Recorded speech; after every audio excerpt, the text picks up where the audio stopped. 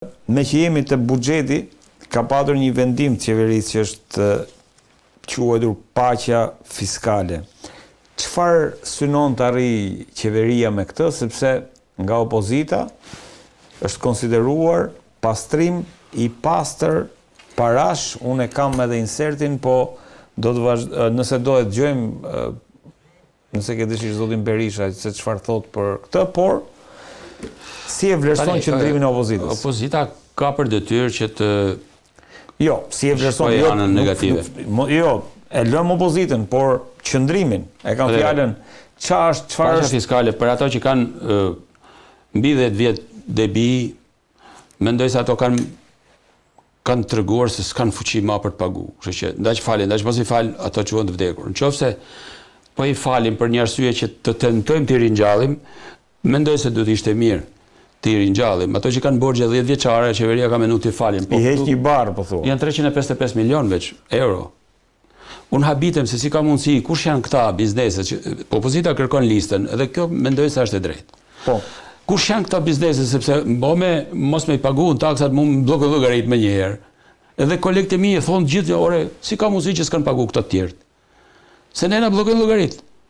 Nëse munden me falimentu një firmë, hape një firmë tjetër, munden me bën gjitha llojet e manovra, mbase janë këto. Por qeveria thotë, okay, unë po jo fal borxhet, ringri unë income. Po jo fal 355 milion. Kurse këtyre të tjerëve që kanë 5 vjet borxhe, thotë po jo fal 50% të kamatave.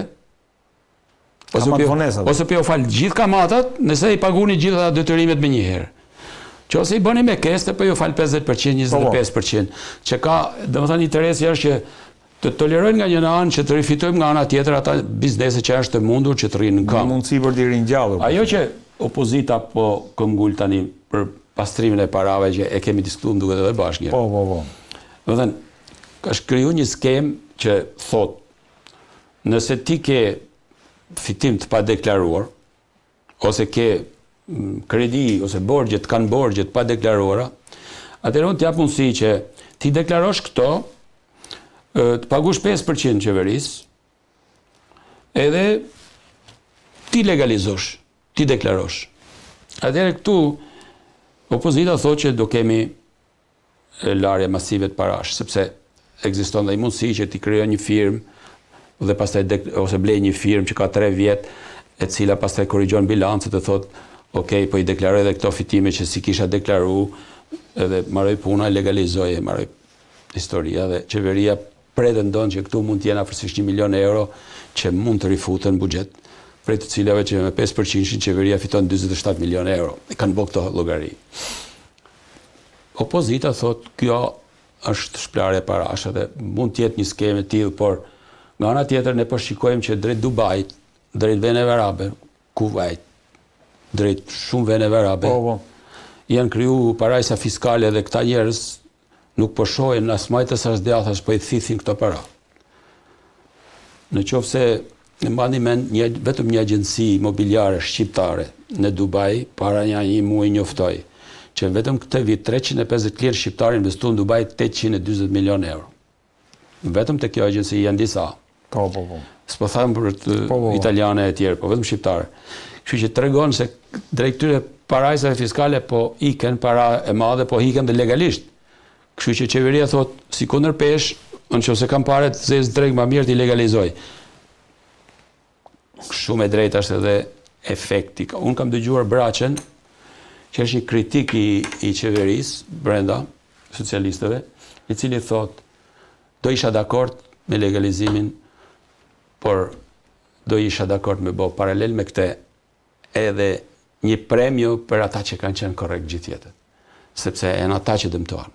Nga kjo, po. Se nëse ti mendon një paketë favoresh për ato, si me kredi, si me lehtësime fiskale të ndryshme, ti që ke qenë në rregull gjithë jetën më vëlla nuk mund dalesh i dëmtuar, dhe ky që ka fsheh parat të vjen tani pagun 5%, paktën ke ky 5% i këtyre duhet se s'ban të mendohet diçka për këta që kanë qenë të rregull gjithë jetën.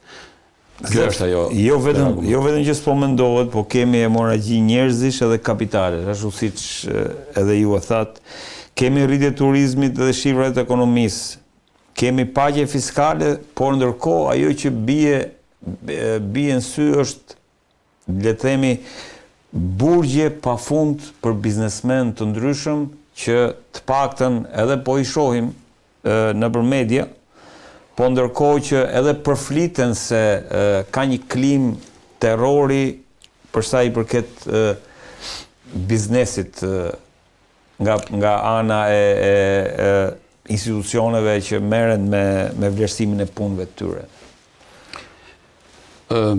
Pata rastin në një seminar madh e pyeta dhe Zamir Manën, që është një nga biznesmenët më të mëdhenj që ka vendi dhe me thënë drejtën administrata e tij është për t'u marrë shembull.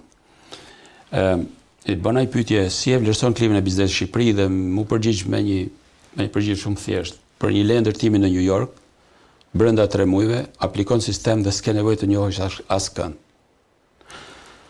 Dhe shikoj që afërsisht 60% e biznesit ti mrena 26-27 do spostohet jashtë vendit, por jo vetëm e ti, por edhe biznesmenëve tjerë, thash shembullin e Dubait. Çfarë tregon kjo?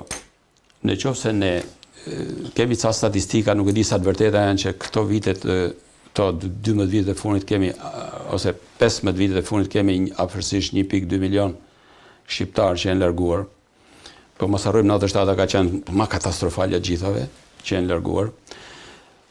Tani nëse vazhdojmë me këtë klim biznesi, që gjithkush ka të drejtë me marrë kompetencat në emër të pavarësisë, me vu hekrat në durë biznesit, për një aksident të lehtë në punë, për një job banale, për një shkelje banale, për diçka të vogël, unë them se mas njerëzve do ikin kapitalet. Dhe ikja kapitalet është vdekje një vendi.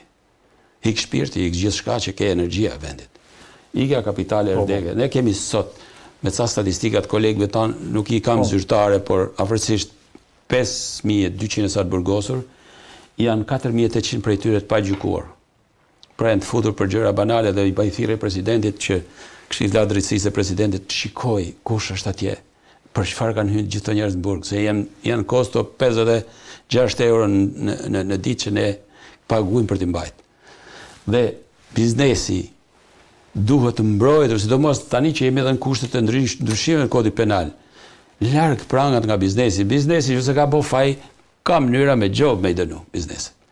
Po jo të shkryshit vesh hekrat pronarve, aksionerve, ortakve, si që ndodhër e mdomë, një polici thjesht, një incident thjesht. Hajde dil ti prej, ti bojnë ledrë në atë mënyrë që ti s'di me dalë prej asaj. Për mu, në këto kushte që ne kemi sot vendin, që jemi në përfjet penit ose në tef thikës, në Evropë apo në destabilizim.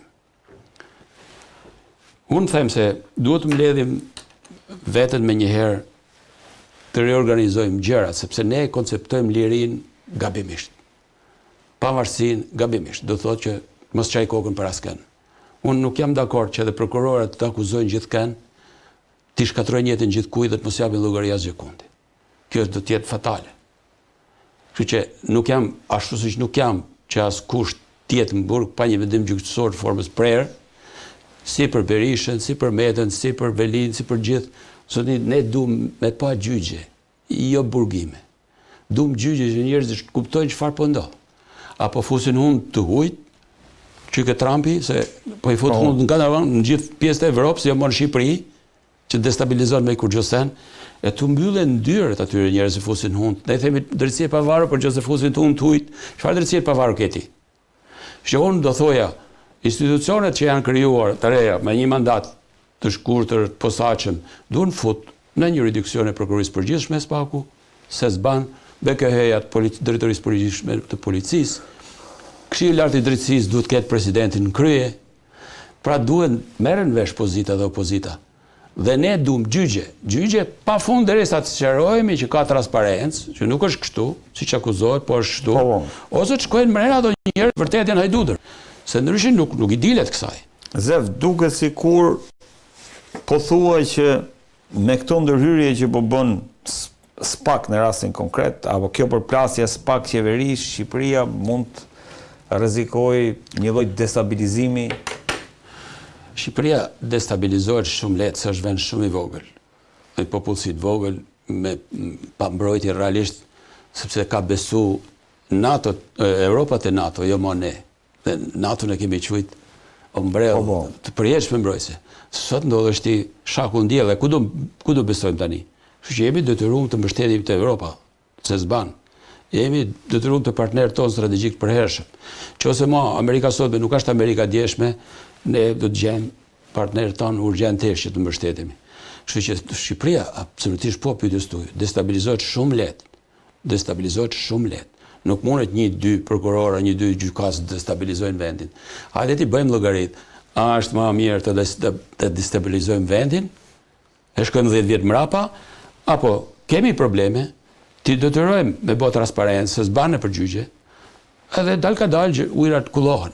Dhe Berisha nëse do vazhdoj, se po hym pak edhe në politikë, edhe Berisha nëse do vazhdoj me metodat e vjetra me destabilizu vendin, për me marrë pushtetin, për mu nuk do t'i shkojnë shqiptarët mbrapa. Nuk e duan atë lloj. Jo, s'është Berisha këtu, shqiptar. Mund të jenë fqinjet, mund të jenë Spaku, Spak qeveri është për plasje. Spakun, po kush e shtyn? Spakun, ai ka kalu kompetencat e duhura, pra do në gjykim dhe Spaku, sepse do të një gjykatë të gjykoj. Shumë mirë, për mendimin tim është shumë mirë që gjykata kushtetuese don me bë gjyq. Don me i pa gjërat në gjyq. Shumë mirë. E ke fjalën për Rasim Ballukun, për Rasim Ballukun, sepse është tipike ajo, dhe shikojmë se çfarë ka ndodhur, sepse ne kemi nevojë si për me ndalu hajdutët mos vjedhin, po kena nevojë edhe për transparencë, nëse ata që kanë akuzuar po bëjnë akuzat pa mbështetura. Të dyja shqiptarët duhet i shikojnë. Dhe Berisha nuk duhet përfitojë nga kjo me bë destabilizim ose me ardh duke shash Shqipërinë jashtë. Se është gjë shumë e rëndë kur e dëgjojmë, ose duke për tentuar që ta marrë si me metodë vjetra pushtetin me thonë, jo, ne duam që Berisha dhe opozita të ketë një ekip qeveritar. Qeveritar të denj për të marrë qeverisjen e vendit. Se është normale që ta marrë opozita qeverisjen e vendit. Po jo me këto metoda. Se rrezikon mos të shkojë kush mbrapa, të shkojnë më shumë Saljanit se sa Berishës. Po nuk e kontrollon opozita Spakun? Jo, po nëse Spaku ka kalu kompetencat me Ballukun, i ka kalu dhe do i kaloj me Berishën, me Bashën, me Diun, me të gjithë të tjerët. Që ne duam gjyqe, s'duam burgje, duam gjyqe vëlla. Ç'lidhje ka burg? Gjyq më vëllai dash, ai që pastaj ka vjedh, le shkojnë burg. Por jo, ti i fut në burg një herë, pastaj kur ti vi rralla për t'i gjykuar. Kjo s'ka sens kun. Kjo nuk ka logjik kun. Ke parasysh 4800 burgosur pa gjyq. Zef, si do zgjidhet kjo? Futja e institucionit në një jurisdiksionin e përgjithshëm. Spaku është organizëm i akuzës se do të futet në një jurisdiksion e prokurorisë përgjithshme. Ka një mandat veçantë, vazhdon, por pa firmën e prokurorit përgjithshëm s'mundesh ti me shku me bu hekrat në dur të njerëzve. Jo. Edhe pa vendim. Ja heqim nga duart amerikanëve. Edhe pa vendim gjykate, pardon, jo vetëm prokuror përgjithshëm, po pa vendim gjykate, nuk ban. Nuk ban. Amerikanët nëse vinë me fut hund për një shaka që Rama ka bë dikun, me shok lider të tjerë, tani, tjetër ti ngel hatër e vjen e sulmon Shqipërinë, kjo nuk më duket normale. Fa banalizoj qik, por në fundit nuk është të janë kaq sofistikuara, që janë banale në fund po të shikojsh. Shqipëria ka tregu dashamirësi të jashtëzakonshme ndaj familjes Trump. Mbas aty si hin sy, shikoj ka dhënë një pasuri nga ma prallore që kemi ne. 2 fare, 2. Kështu që, okej, ne kemi idhull Amerikën, kush si ne ka dashur Amerikën. Po ne nuk duam që të kemi Amerikën e Trumpit ndrysh dhe Amerikën e Bidenit ndrysh. Duam një Amerikë. Pra Rama ka thënë shumë mirë që të dy janë si Soros, si dhënri i Trumpit në Shqipëri janë në shtëpitë tyre. Mund duhet shumë e drejtë si politik. Kurse Berisha duhet ndalet së denigruar i Shqipërinë. Mund të shoh shumë tranate. Nuk fitohet gjë ashtu. Kështu që shpresojmë që ta kalojmë këtë fazë, shpresojmë mos ndalemi, shpresojmë që drejtësia në fundit vetë në Shina. Skenari i destabilizimit po thua janë të interesuar gjithë armiqtë e Shqipërisë dhe mezi shpresin të përdorin një shaka, një situatë ndërkombëtare jo të favorshme për të na bë keq. Unë të shoh me shumë rrezik. Shpresojmë ta kalojmë. Klasa jonë politike të ndërgjegjësohet, të binë dakord për ndryshimet kushtetuese, sepse ju intereson dy palëve, si për reformën territoriale, si për të gjithë investimet në vend, për buxhetin, për taksat, për gjithçka. Kanë hapësirë sa të dushme për komisione që të binë dakord për gjëra themelore. Komisione, opozita i la komisione. Opozita ka lënë parlamentin e nuk fitoi asgjë. Ka lënë zgjedhjet lokale, nuk fitoi asgjë. ka dalë duke shah Shqipërinë në 4 anë të botës, nuk fitoi asgjë. Çfarë do prodhoi? Do prodhoi disa parti të vogla, disa parti që nuk çojnë peshë dhe do ta lëm prap qeverinë socialistët në qeverisë. Edhe nuk do shoh sepse e kujtoja shprehjen e Havelit që është brillante, dhe qeveritë në mandatin e parë përpiqen shohin, dëgjojnë, mandatin e dytë shohin, por nuk dëgjojnë, mandatin e tretë as nuk shohin, as nuk dëgjojnë, mandatin e katërt nuk dëgjojnë.